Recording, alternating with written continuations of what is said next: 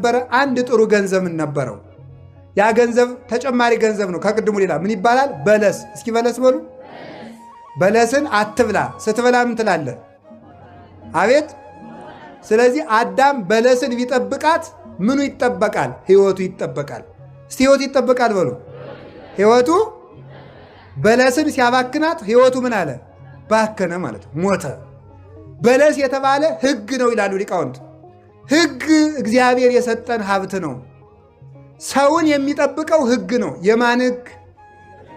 ሰው የእግዚአብሔርን ሕግ ሲጠብቅ የእግዚአብሔር ሕግ ሰውን ይጠብቃል ይላሉ አባቶቻችን። ሰው የእግዚአብሔርን ሕግ መጠበቅ አለበት። አሁን ከዛሬ ጀምሮ የቤት ሥራ ልሰጣችሁ ነው። 10ቱን ትእዛዛት በደብተራችሁ ላይ ጻፉ። 6ቱን ትእዛዛት በደብተራችሁ ላይ ጻፉ። እነዚያን በቀን በቀን እያነበባችሁ ራሳችሁን መዝኑ። ሕግ ከጠበቃችሁ እግዚአብሔር አሳልፎ አይሰጣችሁም። እንዲህ አለ ጌታ